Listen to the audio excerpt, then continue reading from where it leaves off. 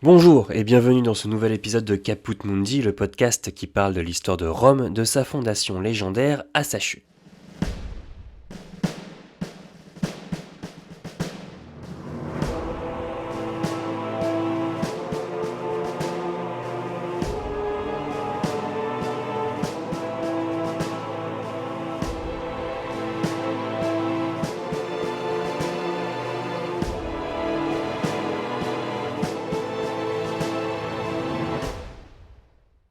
Dans l'épisode précédent, nous avions vu le destin de Camille, le chef militaire d'une république encore naissante, se défaire d'un terrible ennemi de la région, les Veiens. Mais le péril est toujours plus grand à mesure que Rome quitte son berceau. Aujourd'hui, nous allons parler des 3 guerres samnites, qui représentent les premières actions de Rome en dehors du Latium et aux prises avec un ennemi toujours plus puissant. En effet, les Samnites sont un peuple de montagnards au sud de l'Italie, dont la puissance et la richesse ont de quoi rivaliser avec Rome. Ce n'est pas un hasard si Tite-Live, dont notre récit s'inspire encore une fois aujourd'hui, prend le temps de nous détailler la puissance de ce peuple ami, puis ennemi. Un duel dont la finalité est bien la mainmise des Romains sur l'Italie. Les guerres avec les Samnites plongent pendant près d'un demi-siècle toute la péninsule dans un jeu d'alliances, de rivalité et de guerre. Je vous raconte donc les 3 guerres samnites dans Caput Mundi.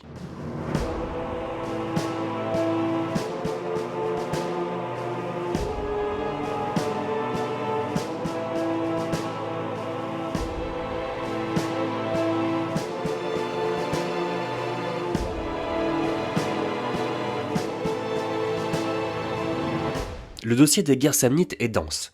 Les conflits s'étendent sur plus d'un demi-siècle, de 354 à 290 avant notre ère. Il y a eu de nombreux protagonistes, de nombreuses batailles et de nombreuses conséquences. Pour ne pas perdre le fil qui nous conduit jusqu'aux conséquences de ces guerres, j'ai décidé de vous raconter quelques épisodes marquants de ces conflits, afin de nous imprégner du contexte, de comprendre l'importance de cette fin de 4e siècle pour Rome dans sa destinée à la tête du monde. Commençons par la première guerre samnite avec la déditio de Capoue. Les guerres samnites, c'est d'abord une affaire internationale et surtout extérieure à Rome. Les Romains sont bien au chaud dans le Latium qu'ils maîtrisent plus ou moins depuis les victoires de Camille et la stabilisation politique de la cité qui connaît à présent une concordance des ordres, souvenez-vous, des conflits entre les plébéiens et les patriciens. C'est presque de l'histoire ancienne. La région est toujours instable, mais Rome maîtrise globalement son sujet. Pour l'heure, notre histoire concerne les Samnites, un peuple de la montagne du sud de l'Italie, et les Sidiciens, un autre peuple de la même région. La volonté des Samnites de s'étendre est sans équivoque. Ils sont dans les montagnes et l'attrait de la riche plaine de Campanie est tentante. Et ils menacent, à l'image de Rome que nous connaissons bien, les peuples voisins. Menacés, les Sidiciens se retournent vers les peuples plus puissants de la région, les Campaniens. Ce peuple est très riche, d'origine osque, grecque et étrusque, il représente un sérieux rempart aux Samnites. Mais cela ne suffit pas, les Samnites infligent des défaites aux Campaniens, si bien que la cité de Capoue n'a d'autre choix que de s'en remettre aux Romains. Capoue est prête à tout, elle se donne tout entière à Rome en cas de secours. Il faut savoir qu'à Rome, la demande est accueillie tièdement, c'est que la cité a plutôt de bons rapports avec les Samnites jusqu'à présent. C'est un peuple voisin, mais encore lointain pour eux, le commerce fonctionne, les 2 sphères d'influence ne sont pas encore véritablement rencontrées pour justifier une attitude belliqueuse. Un traité règle même cette question sur la sphère d'influence des 2 nations. Surtout que la Campanie n'est pas particulièrement proche des Romains. Cependant, Capoue joue un coup de poker. Selon la tradition, elle se rend à Rome par une déditio. C'est la procédure qui permet de se rendre à Rome lorsqu'on est assiégé et que l'on donne sa cité à l'ennemi. Donc Capoue se donne à Rome. Dans ces conditions, le territoire de Capoue est romain, et si les Samnites attaquent Capoue, c'est comme s'ils attaquaient Rome. Les Romains ne sont pas dupes, ils sont touchés, mais ils tentent d'abord une intervention diplomatique qui est immédiatement rejetée par les Samnites. La question se pose alors de l'intervention militaire. Capoue, c'est pas si mal, c'est pas loin de la mer, pour le commerce c'est un bon point, avoir Capoue soumise à Rome représente un avantage. Il y a aussi ce traité avec les Samnites. Mais qu'est-ce que les sénateurs ont été mal reçus dans ce pays? Faisons cela. Demandons réparation aux Samnites pour le manque de respect envers les représentants de Rome.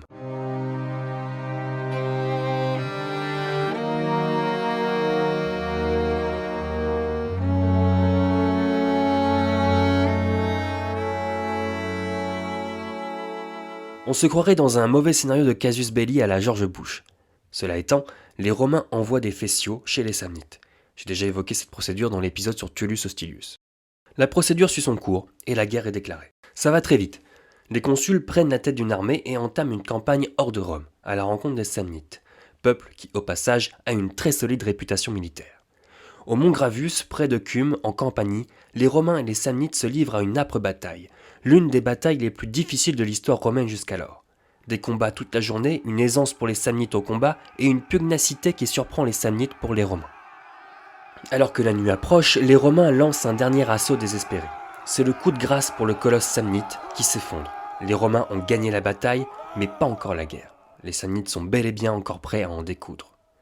À Saticula, l'armée romaine échappe de peu au désastre. Dans un défilement de montagnes, les Samnites ont tendu un piège aux Romains et une embuscade suivie d'un massacre sans espoir d'en réchapper qui se prépare. Bien qu'il y ait des montagnes dans le Latium, les Romains ne maîtrisent pas l'art de la guerre en montagne. Par chance, un tribun militaire de l'armée de Rome crée une diversion à temps, révélant le piège et l'armée romaine peut ainsi reculer. C'est à Suessula que l'acte final de cette première guerre va se jouer. Cette petite cité de Campanie est assiégée par les Samnites. En urgence, les consuls romains abandonnent leurs bagages et partent au secours de la petite cité campanienne. Les Samnites, confiants, ne voient pas venir les Romains et ils sont vaincus. Comment règle-t-on une bonne guerre ? D'égal à égal. Capoue est sauvé, Rome a même la main mise sur la Campanie à présent, mais ces pauvres Sidicins, qui sont à l'origine de tous ces mouvements, sont bel et bien conquis par les Samnites. Finalement, on aurait bien réfléchi à 2 fois avant d'appeler les Romains à la rescousse.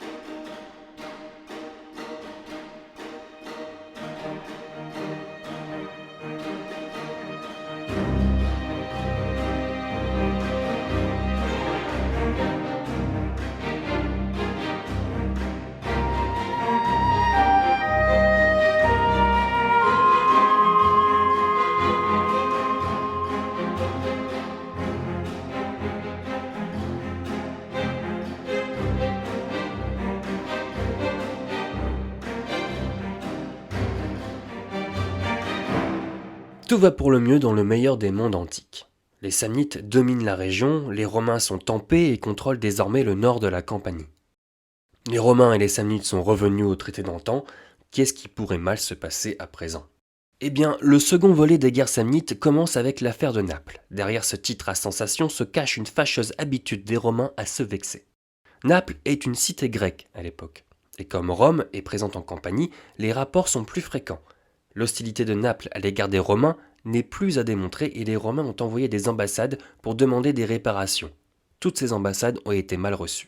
C'est un casus belli. Rome déclare la guerre à Naples, d'autant plus que l'instabilité de la cité grecque a conduit à une intervention des Samnites dans la région. Un consul part donc avec son armée pour attaquer Naples, tandis que l'autre consul part surveiller les mouvements de troupes samnites dans la région, tout cela sur un fond de sédition de la part des Campaniens, qui regrettent d'avoir fait appel aux Romains quelques années plus tôt. Les tensions sont grandes dans la région et l'arrivée des troupes romaines et samnites en nombre n'arrange rien. S'ensuit alors une série de défaites pour les Romains. Les Fourches Caudines, restées célèbres dans l'histoire, est une défaite romaine contre les Samnites entrés en guerre. Afin d'éviter un conflit en plaine, les Samnites entraînent les Romains dans les terres et tendent un nouveau piège aux Romains. C'est un succès, l'armée romaine est écrasée à un tel point qu'une paix est conclue sur le champ. La paix caudine. Les consuls ont été contraints d'accepter le traité de paix, mais il est jugé humiliant par le Sénat. C'est ainsi que Rome reste en guerre, malgré les traités et les défaites évidentes. L'étau se resserre. Défaits à la bataille de Lotulae, les Romains voient leur territoire coupé en deux, et les Samnites gagner du terrain, se rapprochant dangereusement de Rome. Le conflit se généralise au Latium, en Éthurie, en Campanie, pour finalement voir les Romains récupérer un statu quo en reprenant ces terres et la Campanie. Ce n'est qu'au bout de 20 ans de guerre que Rome sort vainqueur du conflit, maîtresse de la Campanie et de Naples, les Samnites neutralisés pour le moment, un vrai miracle.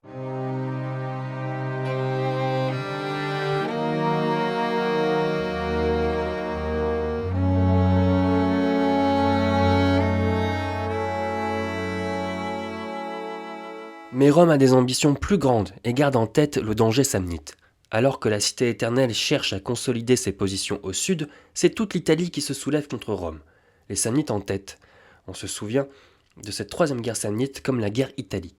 Les Étrusques, les Samnites et même les Gaulois, les Sénons, sont de la partie. Tout est une question de contexte. Au moment de cette guerre, Rome est aux prises avec les Ombriens au nord. Qu'à cela ne tienne, les Samnites envoient une armée pour soutenir les Ombriens. Et coup du sort, les Sénons, qui ont une dent contre les Romains, ne sont pas loin eux aussi. C'est ainsi que Rome a dû faire face à l'une des plus grandes coalitions du siècle. La situation est critique, l'armée romaine est aux affaires, elle se bat du mieux qu'elle peut. C'est alors qu'un consul prend une décision majeure. Le corps de réserve, qui est la dernière unité à défendre la ville de Rome en cas d'attaque directe sur la cité, est envoyé au combat dans le dos de l'ennemi. Cela fonctionne, la coalition se disloque, chacun voulant retourner défendre son territoire, et Rome écrase ses ennemis un à un jusqu'à l'invasion du territoire samnite et son annexion.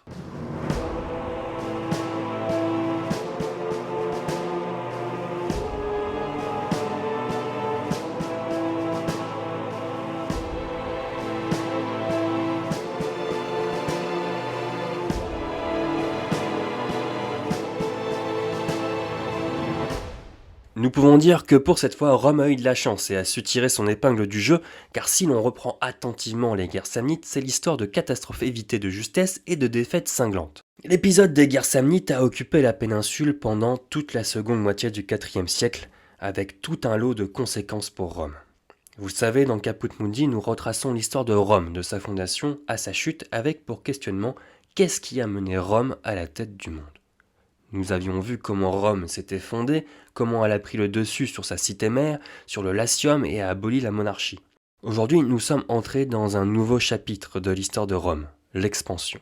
Le début, en tout cas, car pour la première fois de son histoire, Rome intervient en dehors de sa zone d'influence traditionnelle. Aussi puissante puisse être une cité, le pas à franchir pour aller en Campanie et en territoire samnite est important.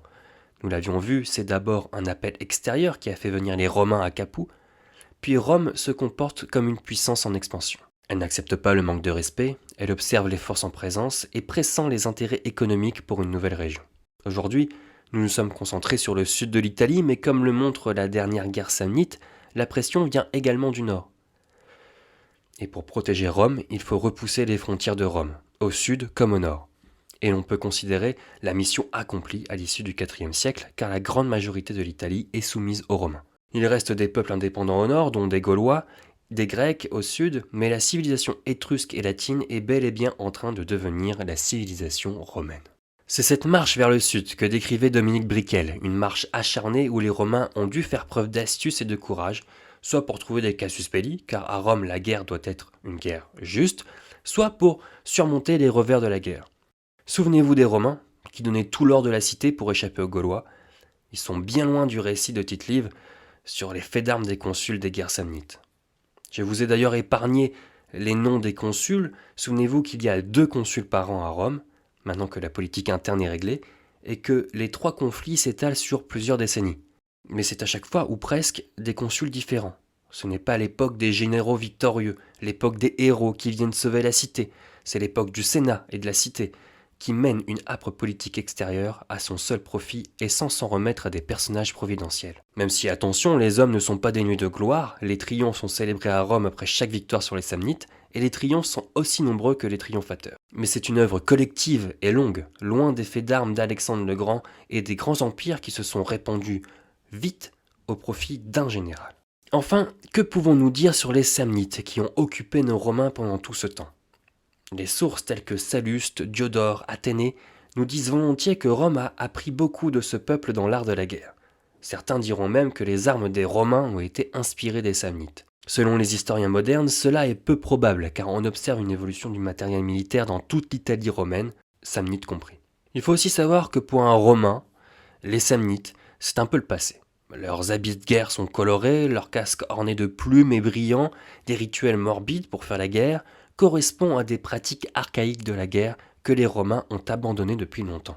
En revanche, d'un point de vue stratégique, les Romains ont appris une bonne leçon. Jusqu'à présent, on pouvait s'imaginer les Romains combattre en phalange. On pense souvent aux Grecs quand on parle de phalange, mais en Italie aussi on combat comme cela, c'est-à-dire une grande unité en ligne avec des lances, très difficiles à manipuler et avec des options stratégiques limitées. Avec les Samnites et les montagnes, les Romains apprennent à s'organiser sur le modèle samnite en plus petites unités, des cohortes, des manipules, qui permettent un florilège d'options stratégiques très grand. Cette montagne, qui est l'atout militaire des Samnites, est aussi un poids sociétal et économique pour eux. Les historiens estiment que les Samnites avaient besoin de s'étendre dans les plaines pour grandir, ne serait-ce qu'en termes de population, ce qui a fini par conduire au choc avec les Romains. Voilà pour cet épisode qui, j'en ai bien conscience, brasse beaucoup d'événements, mais c'était important de s'arrêter sur ces guerres qui ont permis aux Romains de contrôler l'Italie. C'est une sorte de première étape en dehors du nid. Comme l'écrit Tite-Live, à partir d'ici vont être narrées des guerres auxquelles la force des ennemis, l'éloignement des pays où se déroulent les hostilités, enfin leur longue durée, donnent plus d'importance. Car cette année, on prit les armes contre les Samnites, peuple économique et militairement puissant. Après la guerre contre les Samnites, qui ne fut pas décisive, on eut comme ennemi Pyrrhus, après Pyrrhus les Carthaginois. Quelle tâche gigantesque! Que de fois a-t-il fallu courir les derniers périls pour élever l'Empire à sa grandeur présente, dont on a peine à soutenir le poids. Comme le dit si bien Tite-Live, le prochain épisode portera sur la guerre contre Pyrrhus. En attendant, si l'épisode vous a plu, n'hésitez pas à laisser une note sur votre plateforme de podcast préférée et un commentaire. Si vous le voulez également, vous pouvez m'écrire pour rectifier, compléter ou participer à un épisode, ça sera avec plaisir. La bibliographie de l'épisode et son dossier complémentaire sont disponibles sur le site de Caput Mundi. J'attends vos retours et je vous dis à très vite dans Caput Mundi.